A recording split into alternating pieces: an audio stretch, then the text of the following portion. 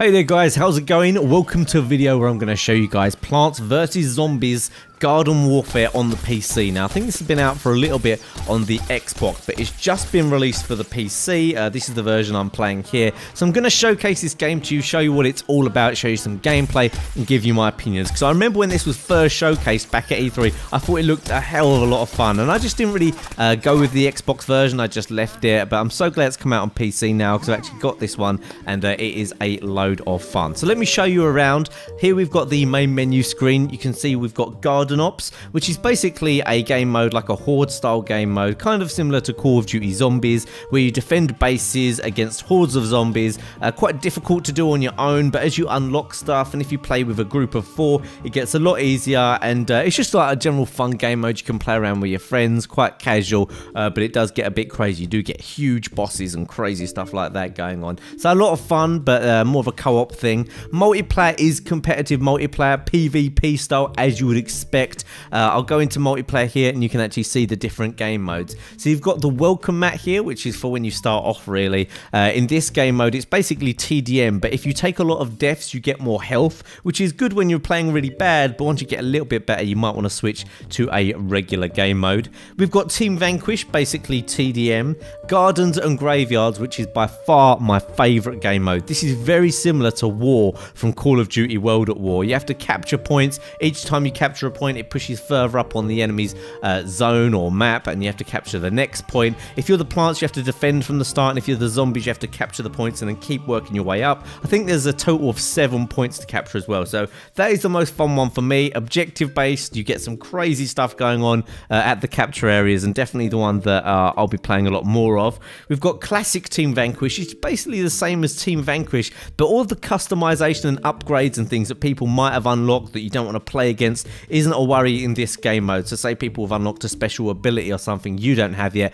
you feel that's unfair, you can just jump into classic and everyone is on a complete level playing field. Also classic Gardens and Graveyards, as you can imagine the same thing for Gardens and Graveyards. Mixed mode, obviously a mix of all of those, and we've got Gnome Bomb here, which I haven't actually played yet, but it kind of looks like an Escort the VIP game or something like that anyway.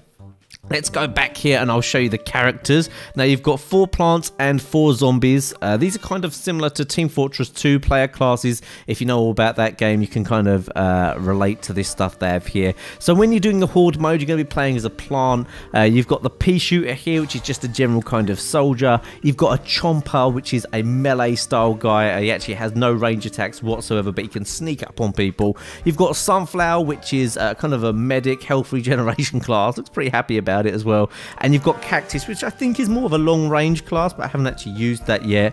And then if you play multiplayer, you might be plants or you might be on the zombies team and you want to pick one of these guys. We've got the foot soldier, the engineer, the scientist and the all-star. Foot soldier is just a general soldier obviously. Engineer and scientist I haven't really used too much. I presume they're kind of like healer classes, or who knows, it could be anything. I haven't actually used those ones yet. And we've got the all-star, which is the big juggernaut heavy kind of guy, which is my favorite one to use in multiplayer. He's got extra health, but he's kind of slow, and he's got this massive kind of LMG style weapon, but it fires out footballs. And I really like the art style here as well. It's pretty cool. Now you can actually unlock more of each class. So say you really like all-star, you might eventually unlock some more of the other ones. I haven't unlocked any of those yet, but I think I've unlocked multiple for this one. Yeah, I've got physicist and scientist. Don't know what the differences are yet. I haven't played about with them, but you can actually customize these. There's quite a lot of customization options.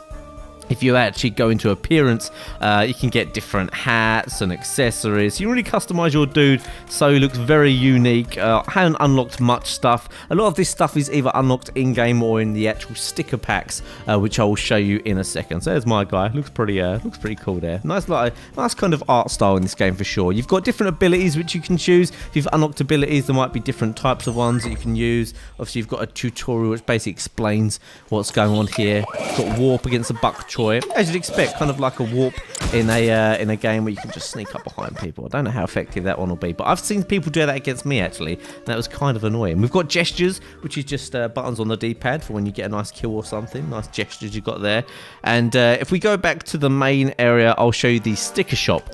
Now this is where you can unlock extra camos and characters, all kinds of stuff actually that's in the game. You can see I've got 2,000 coins here, and a lot of these are, you see, 20,000, 10,000. 1000, 5 and 1000 packs. Obviously you get different stuff in different packs and different amounts of goodies in different packs. You get rare items, common items, all that kind of stuff. And in the general game you will earn, say, I'd say in the multiplayer game you'll probably earn at least 5,000 coins, maybe at max 15, 20,000 coins. So that'll allow you within, you know, 2 or 3 games to unlock a couple of these packs and get some more cool stuff. And I think this is really good. It makes it quite addictive because I really want to keep getting more coins so I can open more packs and get super rare stuff, really cool camos. And it might be aesthetic, but I like that kind of thing. And another nice point is the fact that this isn't actually real money. Obviously you're not paying for these packs with real money like you do in FIFA or something like that. And with it being EA, I thought they would have done that, but they don't seem to have done that here. I don't know if that's the final thing they're doing. Who knows, maybe in the future you will be able to buy these packs,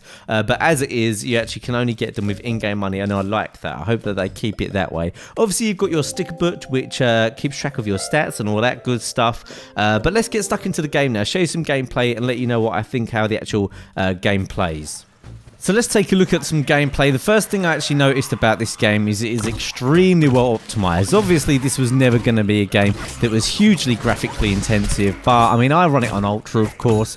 You could probably run this on high or Ultra on pretty much any rig and it runs extremely well. The frame rate is sky high. I mean I lock it to 60 because I've got a 60 Hz monitor, but it runs really well and it looks really nice. It's very well designed, very well polished, and I think that is definitely one way I describe this game. It's very well polished. Everything looks awesome. Everything runs well. It's extremely smooth. So in terms of kind of graphics and how it looks, I'm very happy with it. I think it's awesome. Obviously, it's a lot of fun. It's nice to play a game like this. It's kind of light-hearted. Games like obviously DayZ and Battlefield are like intense and really fun to play. But in terms of a fun game, I don't really have like a fun game that I play. I never really got into Team Fortress 2, and I found with Team Fortress 2, it was a bit like I struggled to figure out what I was doing, and everyone on there is actually really good already because the game's been out so long. So if you go on Team Fortress 2 and you're not very good, you just tend to get absolutely demolished. Whereas this game, because it's kind of new, especially to PC, you've kind of got a much better chance. Now, it is pretty simple, but there is a lot of hidden kind of depth to this game. Obviously, the most simple form is you just shoot things and kill them, and then you'll potentially win the game as long as you get more kills than the other team, depending on your game mode. But you have special abilities as well. Each different class has their own special types of abilities. One of my favourites is probably the Sunflower, who has a healing ability, because he's got a decent ray gun as well to actually deal some damage, and is able to heal people, so you can get quite a lot of points with him. My favourite one on the zombie side is the Construction Worker. He has this concrete launcher which launches lumps of concrete at people and does a lot of damage. So as long as your accuracy is good, you can do tons of damage with that guy. And as soon as I started using him, I was doing miles better than I was with anyone else. But if you're not sure what to use, most people should just go with the pea shooter for the plant side, and they'll just go for the soldier for the zombie side. They're kind of the more generic classes, but the other ones have some cooler abilities in my opinion. Now, it doesn't take you long to actually rank up and get all of your abilities unlocked. And I actually prefer playing in the classic mode, so even if other people have other things unlocked, it doesn't matter. It's all kind of even, and you're on a very even playing field. But once you've got most things unlocked, you might want to go into the normal versions where you can use all kinds of crazy abilities. But it is a little bit tougher in there, I find. I find that the best players really seem to tend to go for the kind of the standard game mode, not the classic one, because they like having unlocked everything and using it all. But I don't know, I mean, it's Plants vs Zombies. It's kind of fun and casual, but also it can be difficult. It is challenging sometimes, and I find it quite rewarding doing well in this game. It's not as if it's a really easy game to win just because it's kind of got a casual feel to it and a casual look to it. There's definitely a lot of tactics in there. If you work as a team, you'll do really well. If you don't work as a team, you'll probably get punished by the other team.